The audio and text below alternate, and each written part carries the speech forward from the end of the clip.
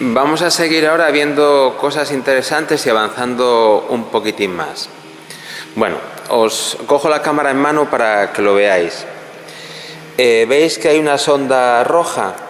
La que está entre aquí y aquí. Ahora tengo la salida del puente de diodos conectada al otro osciloscopio.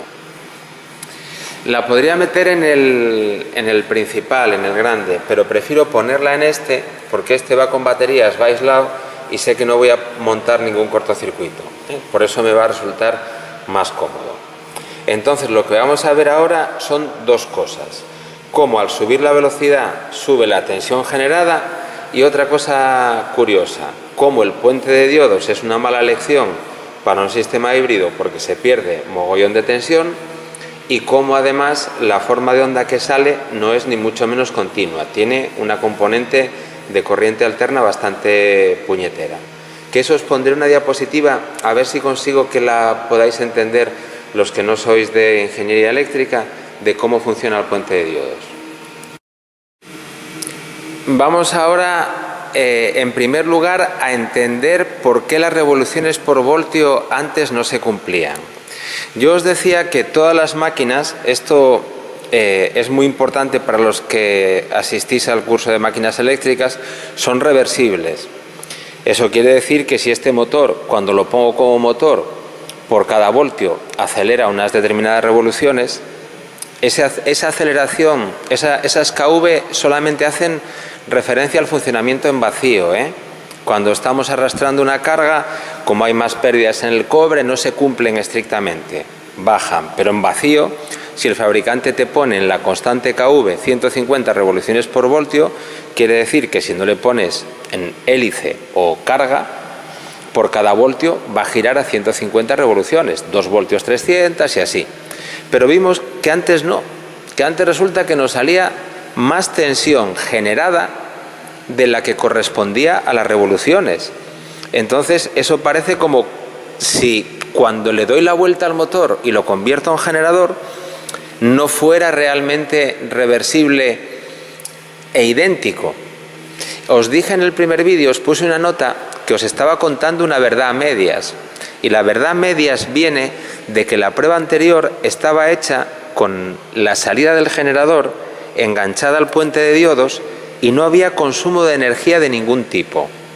Entonces no estoy haciendo la reversibilidad del motor.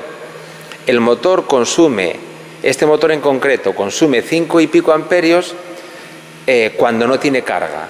Esos 5 amperios se emplean en vencer el rozamiento de los cojinetes, el rozamiento del aire, en magnetizar el núcleo, en las pérdidas por histéresis, en las pérdidas por corrientes parásitas, y así es como funciona en vacío. Para poder hacer la reversibilidad realmente y poder comparar el comportamiento como generador, ahora tengo que hacer que genere 5 amperios. Para la tesis tenemos una carga programable que ya veréis en su día, muy chula, de la gente de electrónica, que es una pasada, puedes programar hasta un perfil de vuelo y tal. Ahora, para esto, os voy a poner este invento que parece del profesor Bacterio y que es una resistencia variable que está enganchada, ¿veis? Tengo los terminales de salida del puente rectificador, por donde sale la corriente continua, tengo puesta una sonda de corriente y aquí tengo la resistencia.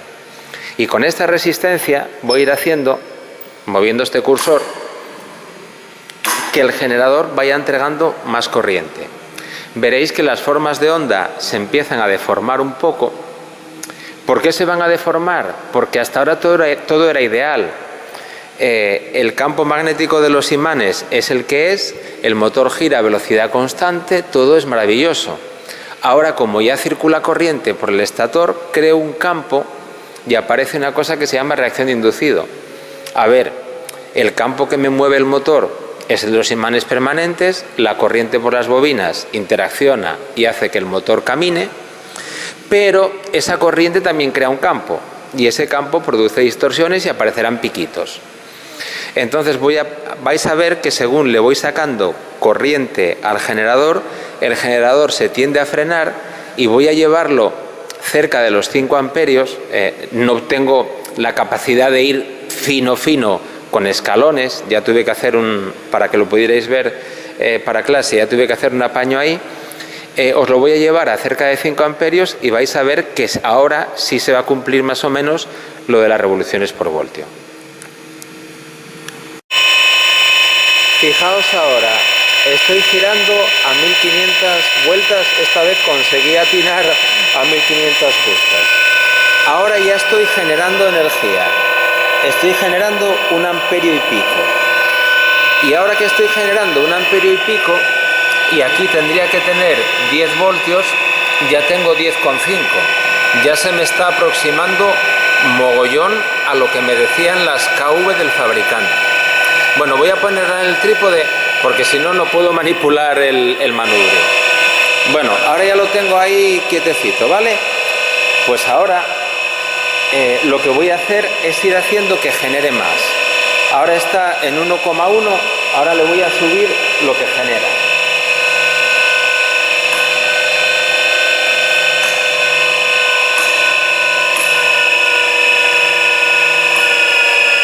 ¿Veis cómo se va frenando? Ahora está en 1,2, ahora ya están 2 amperios.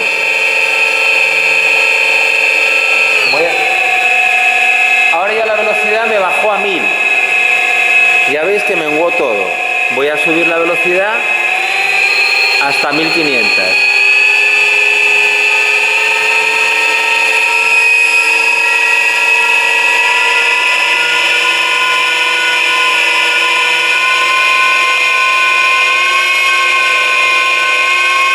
Ahí lo tengo en 1500.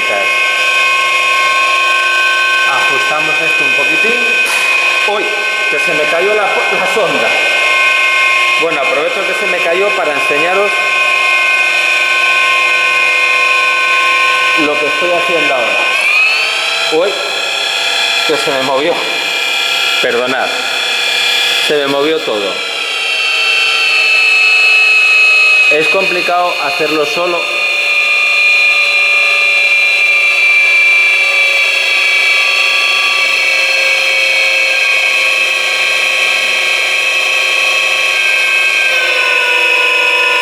Bueno, ya lo tengo. Otra vez está en 1500 y pico, 1520, 1530.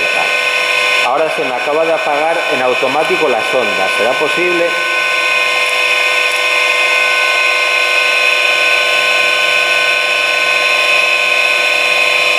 Bueno, tenéis la sonda, estoy en 3 amperios, ¿vale? Bueno, voy a ver si le meto un escaloncillo más, que se me cayó todo.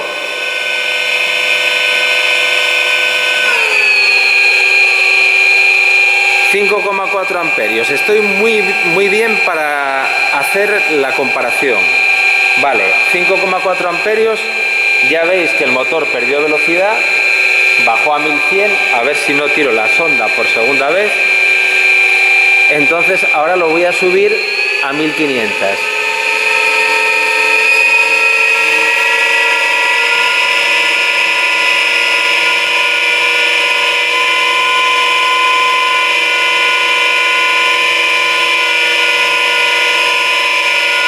Ahí lo tengo a 1500. Ajusto la medida.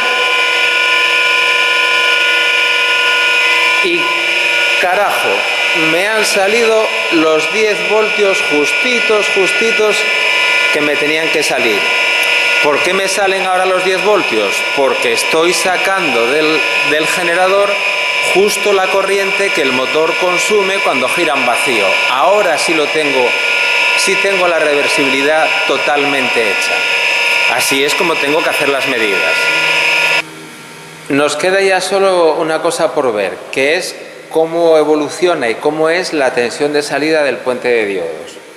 Entonces, nada, arranco y vais viendo que la tensión del puente de diodos, que es esta que tenéis aquí, va subiendo conforme va subiendo la que tengo allí sin rectificar, Creo que ahí se ven las dos. Bueno, pues mira, le doy para abajo, bajan las dos, le doy para arriba, suben las dos. Bueno, vamos a ver ahora una peculiaridad de esto, centrándonos aquí.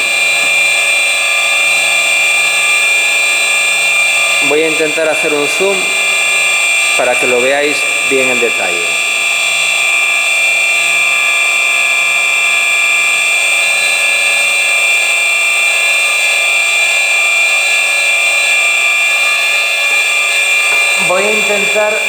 Voy a poner el osciloscopio para que solo se vea la parte oscilatoria, ¿eh? Aquí veis que esto tiene piquitos. Bueno, pues voy a poner el canal A en alterna. Y ahora voy a ir bajando para que veáis cómo es realmente la forma de onda.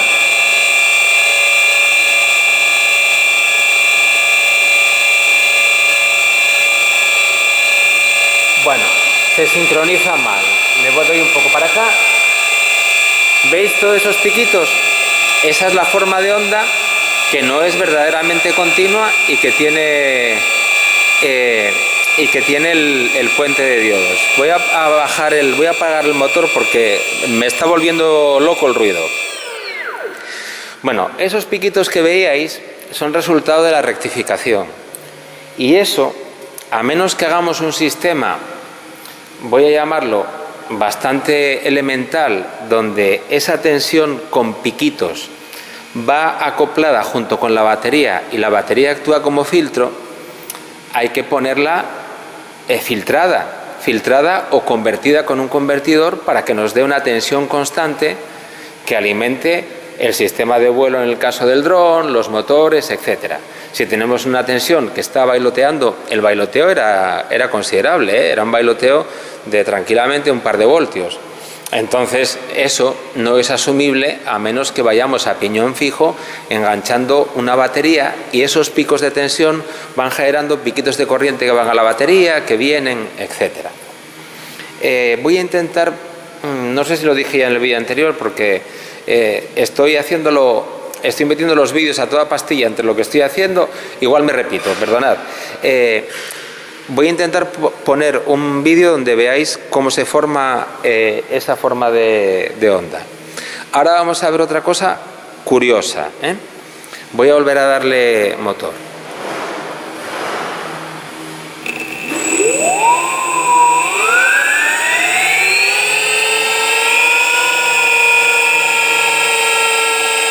Bueno, ahora me voy a ir a la pantalla del otro osciloscopio.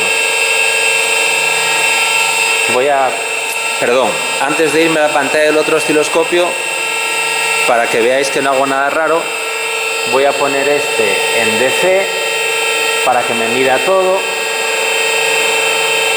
y voy a ponerlo aquí. Este valor que tengo aquí arriba, veis que pone valor de pico, me está midiendo el valor de pico de la onda de tensión, ¿vale? Entonces, valor de pico 7,4. Quiere decir que estoy a 1300 revoluciones. Bueno, la salida del generador son 7,4. Vamos a ver qué es lo que me está generando realmente el generador y cuánto pierdo en el puente de diodos. Y eso que os dije que era un puente de diodos carillo y especial para baja tensión. Bueno, nos vamos aquí. Le hago un zoom para atrás. Espero que con los reflejos se lean las lecturas.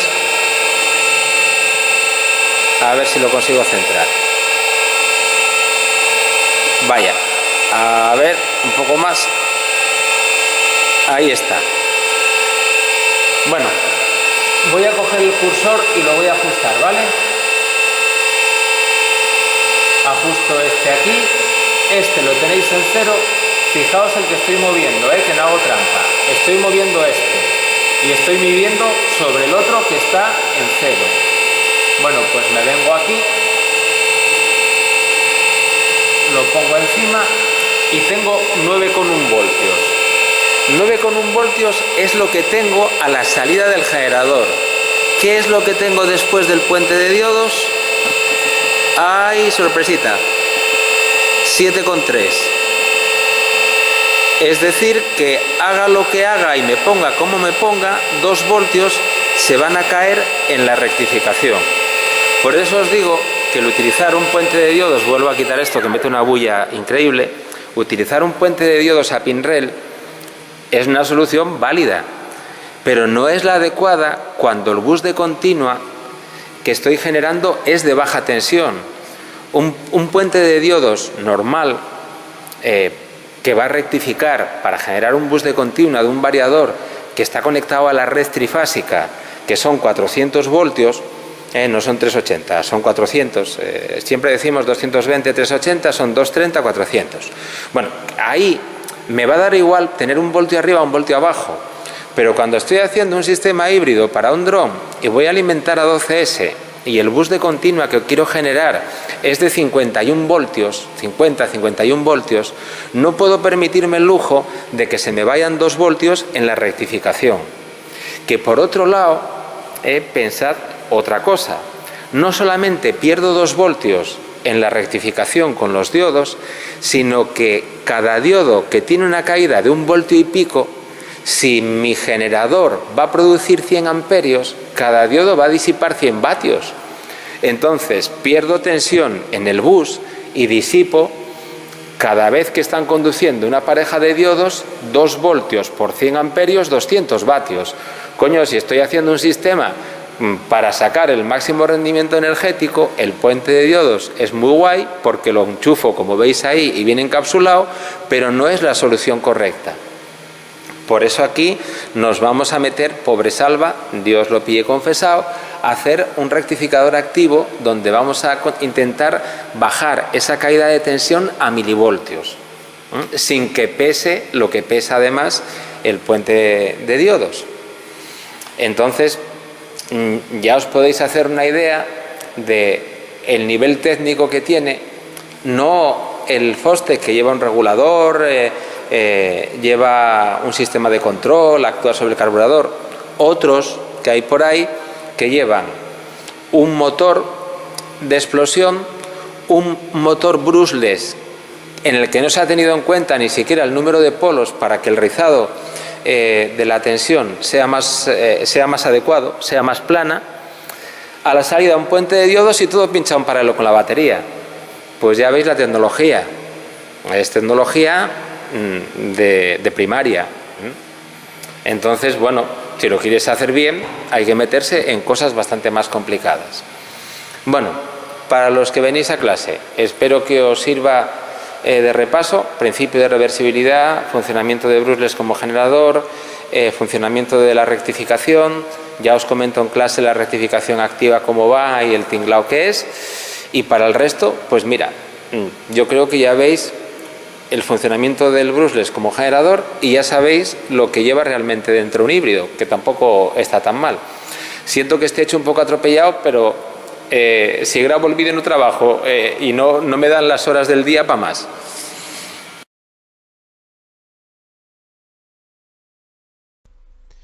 Voy a intentar aquí, dentro de lo posible, porque la explicación del funcionamiento del rectificador trifásico, siendo algo muy sencillo de entender, es muy engorrosa de decir de palabra. Para los que sois inquietos y curiosos con el tema electrónico, entendáis cómo funciona el puente trifásico que visteis.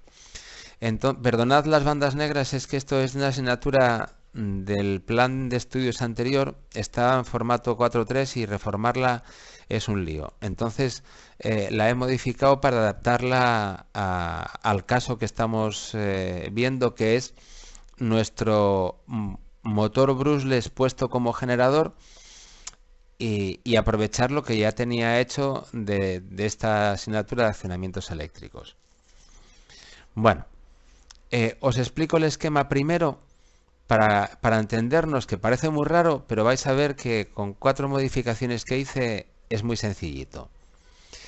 Estas fuentes de alterna con estas bobinillas son las 3 fases de mi generador brushless, que está conectado en estrella y que el centro de la estrella para mí es el punto que tomo de referencia para las medidas de potencial, para las medidas de tensión. Este letrerito que pone aquí despreciables, podéis no hacerle caso. Se trata simplemente de que la diapositiva sea académicamente correcta. Digo que son despreciables porque si considero las inductancias ya no os puedo pintar formas de onda ideales. Ya las formas de onda reales pues salen con piquitos, entornadas, con rizadito, entonces las considero despreciables. De hecho, en esta asignatura empezábamos con el rectificador monofásico, luego pasábamos al trifásico, empezábamos viéndolo así con todo ideal y luego ya le íbamos añadiendo todos los fenómenos reales, caída de tensión en los diodos, inductancia, rizado, solapamiento, no sé qué. Y bueno, es una cosa que duraba pues igual un mes y medio de clase. Con un montón de historias para terminar viendo formas de onda reales capturadas en máquinas industriales. Entonces, aquí tengo el generador brushless, el motorcito este Tournier tan chulo funcionando como generador. Llamo RS y T a las tres fases y aquí tenéis pintadas las formas de onda que genera. Aquí las pinté senoidales puras. En su día las pinté senoidales puras porque esto se suponía que también era una red eléctrica. Ya veis que se aproxima mucho a la realidad. Son casi senoidales cuando el generador es bueno y tiene muchos polos. Bueno, esto D1, D3, D5, D4, D6, D2 es la pastillita que visteis como puente rectificador. Si compráis un rectificador trifásico, es la cosa más tonta de conectar, porque tiene tres tornillos, cuando son de cierta potencia, que tienen un símbolo de alterna. Ahí engancháis los tres cables. Y luego tiene otros dos tornillos, uno que pone más, salida positiva, y otro que pone menos. Ya veis que no hay que hacer mucha ingeniería precisamente. Pongo los terminales, los enchufo y a la salida enchufo lo que quiero tener alimentado. En este caso tengo el generador, el puente de diodos y aquí puse el símbolo de un motor de continua porque, bueno, es lo que se supone que nuestro generador va a alimentar, el motor de continua del dron. Bueno, sigo con los detallitos para que esto sea académicamente correcto. La corriente, que no la vimos en la forma de onda, no me di cuenta de meter una sonda de corriente para que la vierais, tendría que ser puramente continua.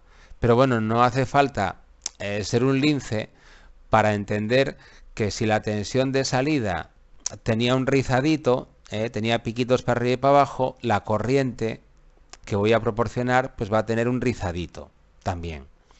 Voy a suponer que es continua, voy a despreciar las oscilaciones para que la forma de onda que pinte me salga una línea recta y no me salga un dibujo complicado. Luego, cuando dábamos el curso, pues ya le íbamos añadiendo todo el sarao este. Por cierto que este material, si alguien tiene interés en tener las diapositivas, yo no tengo ningún problema. Tengo la mitad del material abierto en esta iniciativa de OCW. Entonces, si alguien quiere tener esto, no tengo ningún problema en pasárselo. Lleva tiempo el dibujar las gráficas, pero cualquier libro te lo cuenta.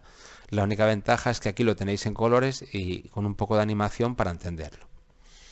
Bueno, preámbulo terminado. Vamos ahora a ver cómo funciona todo este tinglao. Los diodos parece que están numerados raros. Diré, ya esto me lo decían los alumnos. Arriba pusiste 135 y abajo pusiste 462. A ver, están numerados así porque esa numeración va a corresponder con el orden en el que van a ir entrando en conducción. No es caprichosa, es la numeración que usan, yo creo que todos los libros. Entonces, ¿cómo funciona el diodo? Simplificado al máximo. El diodo permite conducir corriente en un sentido, en el sentido ánodo-cátodo, y no permite que circule corriente en sentido cátodo-ánodo. O sea, el diodo de uno permite que la corriente haga así, pero no va a dejar nunca que la corriente haga lo contrario. Bueno, es un componente, el por qué lo hace, eso es otra historia complicada de explicar, que hay una unión PN, que se abre, que se cierra, que se polariza, no sé qué. Nada. Para nosotros es una tubería con una válvula que en un sentido del flujo deja pasar la corriente y en el contrario no. Ahora el asunto está cuando abrimos la válvula. Un diodo conduce corriente en sentido ánodo-cátodo cuando está, nosotros lo decimos técnicamente, polarizado positivamente. Eso quiere decir que hay más potencial o más tensión aquí en el ánodo que en el cátodo. Cuando tengo más tensión en el ánodo que en el cátodo y excedo un umbral que se llama tensión de codo y que varía en función de que el diodo sea de silicio, de germanio, Schottky, no sé qué, pues cuando excedo ese umbral, el diodo se abre y empieza a conducir. Esa tensión es variable, 0,6, 0,8, depende de cada diodo. Si bajáis una hoja de características, un datasheet de estos de un diodo, pues veréis que hay un codito y aparece por ahí la tensión a partir de la cual empieza a conducir. Conduce cuando hay más tensión en el ánodo que en el cátodo, que es lo mismo, lo digo así porque así lo decía en clase para no armar lío, que decir que hay menos tensión en el cátodo que en el ánodo. Parece que estoy diciendo una perogrullada, pero es que si no, luego nos armamos lío. El diodo de SU1 va a conducir cuando tiene más tensión en el ánodo que en el cátodo, o bien cuando tiene menos tensión en el cátodo que en el ánodo. Menos tensión aquí que aquí. ¿Por qué digo esta tontería? Porque los diodos de la parte de abajo voy a tener que razonar con ellos de una forma distinta. Los diodos de la parte de arriba voy a decir, van a conducir el que tenga más tensión en el ánodo. Los de abajo voy a tener que decir, va a conducir el que tenga menos tensión en el cátodo. Ya veis que al final este tema del rectificador trifásico le di 8000 vueltas y me entraba mucha risa en clase porque hablas mogollón para explicar una chorrada. Es más difícil explicarlo que entenderlo. Entonces, os voy al método de explicación que yo tenía en clase. Los diodos D1, D3 y D5 están pensados para conducir cuando las tensiones R, S y T son positivas. Y los diodos D2, D4 y D6 están pensados para conducir cuando las tensiones R, S y T son negativas. O sea, cuando esta es positiva y esta es positiva, conducen los de la parte de arriba, y cuando son negativas, conducen los de la parte de abajo. Bien, punto número 1. Los impares, tensión positiva. Los pares, tensión negativa. ¿Cómo explicaba yo esto? De una forma muy sencilla, porque siempre andamos pillados de tiempo en los planes de estudios nuevos, en clase. Yo decía, a ver, estos tres diodos son como los caballos en una carrera de caballos. Están metidos en una jaula y están esperando que les abran el cajón para salir zumbando cada uno de ahí. Están compitiendo por ver quién entra en conducción. Entonces, ¿cuándo va a conducir el diodo 1? Pues el diodo 1 va a conducir en el momento en que se le abra la reja que tiene delante. Y eso ocurre cuando gana a los otros dos que están con él en competición respecto de tener más tensión en el ánodo. Entonces, D1 conduce si la tensión R, que es la que tiene aquí detrás, es mayor que la S y es mayor que la T. Es decir, le abrieron la puerta a él un pelín antes. Por decirlo con un ejemplo más o menos así coloquial. ¿Cuándo va a conducir el 3? Cuando tenga más tensión en el ánodo que el 1 y que el 5. Y eso va a ocurrir cuando la tensión de la fase S sea mayor que la de la R y mayor que la de la T. Bueno, vamos a verlo sobre el gráfico.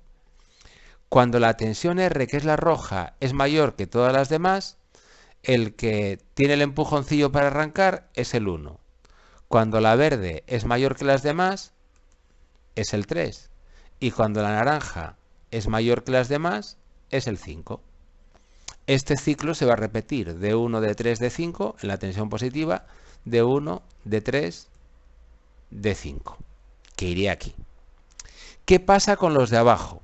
Pues los de abajo lo mismo, pero para los casos en los que la tensión es negativa. Entonces ahora el razonamiento simplemente lo tengo que hacer del revés. ¿Cuándo conducirá D4? Pues D4 conducirá cuando la tensión en el cátodo sea la más negativa, la más pequeña. D6 cuando la tensión en el cátodo sea la más pequeña y D2 cuando la tensión en el cátodo sea la más pequeña. Por eso os hice ese comentario anterior. ¿En qué se traduce esto? En que D4 conduce cuando la tensión R es menor que la S y es menor que la T, que es cuando él está mejor polarizado. D6 lo mismo y D2 lo mismo. Bueno, pues los pinto aquí debajo. Aquí conduce D2, D4. D4 conduce cuando la R es la más negativa. D2 conduce, está conectado a la T cuando la T es la más negativa. Y D6 conduce, D6 conduce cuando la S es la más negativa. Y esto se va a repetir, tacatá, ahí cíclicamente. Aquí iría D2, D4, D6, aquí iría D6 otra vez, y en este cachito que no pinte nada, estaría conduciendo pues el que va antes del D2. Va D2, D4, D6, D2, D4, D6. Entonces aquí vendría D6, D2, D4, D6, D2, D4. La corriente de salida del puente de diodos. Asumimos que es continua. En realidad esto va a tener piquitos para arriba y para abajo. Bueno, asumimos que es continua por simplicidad. ¿Cómo entendemos ya el funcionamiento del diodo? Ahora que ya tengo este diagrama aquí arriba, si cojo un rotulador y hago una línea recta vertical en cualquier punto, voy a tener siempre una pareja de diodos conduciendo y el resto no. Lo podéis comprobar, ¿eh? Aquí podéis tirar una línea recta aquí y aquí conducen D3 y D4. Aquí conducen D4 y D5. Aquí conducen D5 y D6. Aquí conducen D6 y D1. Aquí conducen D1 y D2. Por eso esa nomenclatura que parece caprichosa. No es caprichosa porque es la secuencia ordinal en la que van arrancando. D1, D2, D2, D3, D3, D4, D4, D5, D5, D6, D6, D1. Pues ya sabéis cómo conducen los diodos. Vamos a ver ahora las corrientes de cada fase del generador, que eso me cago en la mar, se me olvidó grabaros la corriente en el laboratorio, pero no tengo tiempo. Esto lo estoy grabando en casa un sábado mientras mi mujer está en el supermercado. Hablo bajo, no se vaya a chivar el enano.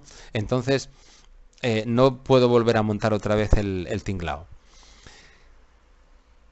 ¿Cómo va a ser la corriente que va a ir por la fase R del generador? Bueno, cuando conduzca D1, la corriente saldrá por aquí, vendrá por D1 y se cerrará, por ejemplo, por D2. Cuando conduzcan D1 y D6, por ejemplo, este instante de tiempo de aquí, pues la corriente irá por D1, pasará por el motor y se cerrará por D6. En definitiva, cada vez que conduzca D1, la corriente R va a ser positiva y será la misma que la que pasa por la carga. Y cada vez que conduzca D4, que es el que está abajo, la corriente de la fase R va a ser negativa. Bueno, conduce D1, la corriente es positiva. Cuando conduce D4, la corriente viene por aquí. ¡Ay! Aquí está la gracia. Y se va para allá. Cuando conduce D1, la corriente va de izquierda a derecha, positiva. Cuando conduce D4, la corriente de la fase va de derecha a izquierda, negativa. Ya tengo la corriente de la fase R, repitiendo el mismo razonamiento tengo la de la fase S, y repitiendo el mismo razonamiento tengo la de la fase T. Que en la práctica real pues están un poco deformadas, pero son tres ondas desfasadas 120 grados, bueno, como las tenéis puestas ahí. ¿Cómo calculo ahora la tensión de salida del rectificador? Cada libro lo hace a su manera, ¿eh? Hay otros libros que utilizan la tensión de línea, que es como llamamos a la diferencia de potencial entre R y S. Bueno, todas las opciones son buenas.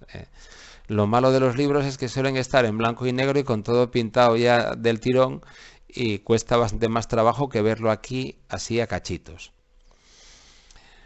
Bueno, cuando conducen D1, D3 y D5, este puntito que llamé punto A, ¿qué potencial va a tener? ¿Qué tensión va a tener?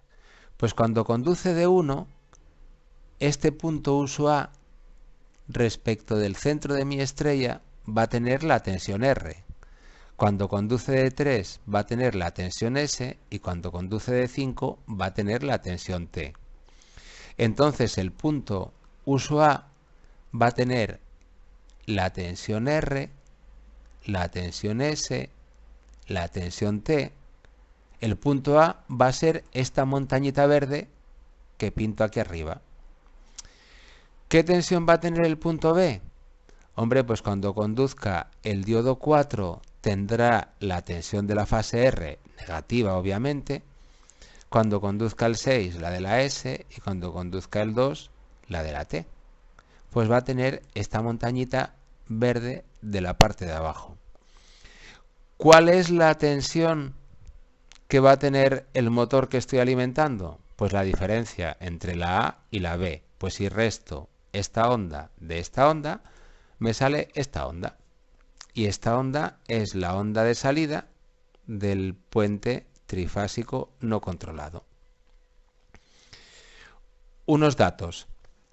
Nosotros manejamos el valor medio de esta onda con una formulilla. El valor medio de esta onda es 1,35 veces la tensión de línea en valor eficaz.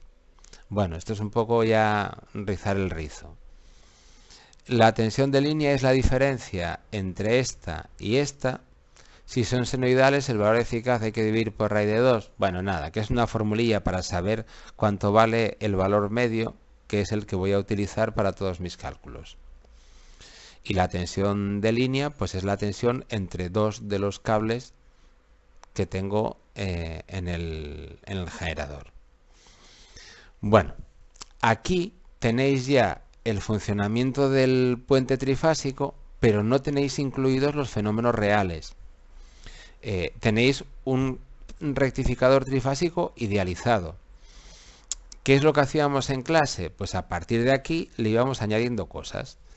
Ya considerábamos las inductancias, ya considerábamos que la corriente no era continua, ya considerábamos las caídas de tensión, íbamos añadiendo cada vez más componentes que complicaban las formas de onda para finalmente llegar a ver formas de onda capturadas en trabajos que hicimos en empresas de por aquí de la zona, donde registrábamos pues accionamientos de igual 1000 kilovatios y está toda la forma de onda real.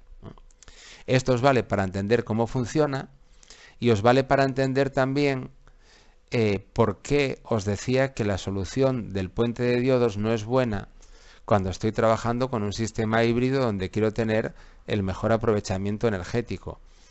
Imaginaos que el diodo cuando conduce se come 1 voltio, voltio y pico, y el otro diodo se come 1 voltio, voltio y pico. Aquí no lo estoy teniendo en cuenta.